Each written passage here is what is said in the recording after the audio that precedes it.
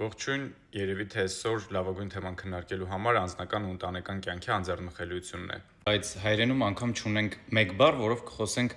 մասնավոր կյանքի անձեռնմխելիության մասին, ու սա կարծում եմ նաև ցույց է տալիս, թե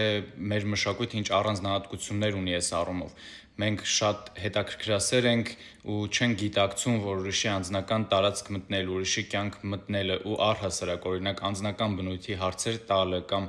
անձնական բնույթի տեղեկատվություն հրապարակելը երբեմն անձի մոտ կարող է առաջացնել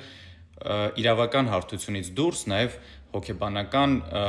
ապրումներ, որոնք որ եւս բարոյական մակարդակում անթույլատրելի են։ Այս նորմը սահմանված է ոչ միայն Հայաստանի Հանրապետության Սահմանադրությամբ ու օրենքներով, այլ նաև Մարդու իրավունքների Եվրոպական կոնվենցիայով եւ Մարդու իրավունքների համընդհանուր հռչակագրով։ Այս իրավունքը սպառիչ սահմանում չունի ու ընդգրկում է շատ լայն ոլորտ։ Այն ենթադրում է մեր ֆիզիկական ու հոգեկան ու բարոյական ամբողջությունը, մեր արտաքին տեսքը, մեր անձնական տվյալները, գենդերային ինքնությունն ու սեռական կողմնորոշումը, ի թիվս բազմաթիվ այլ անձնական տվյալների։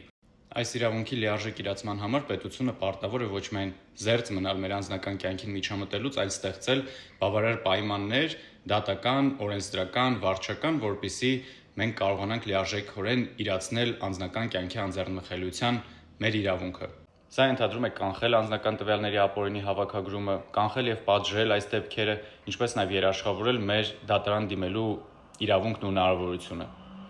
Ընդ որում անձնական տվյալները կարող են հավաքագրվել ոչ միայն պետության կողմից, այլ նաև տարբեր առանձին կազմակերպությունների, մեդիաների կողմից եւ կարող են տարածվել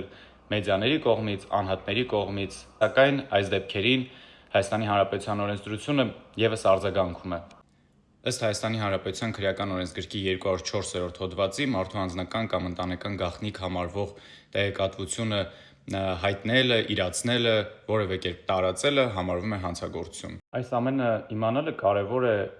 ուրիշների անձնական կյանքի անձեռնմխելիությունը չխախտելու, ուրիշներին թույլ չտալու, որպեսզի խախտեն մեր անձնական կյանքի անձեռնմխելիությունը, ինչպես նաև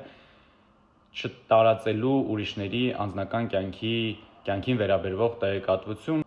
եւ սրանով չդառնալու մասը օրենքով արգելված գործողությունների, ինչպիսին է անձի անձնական կյանքի անձեռնմխելիության խախտումը։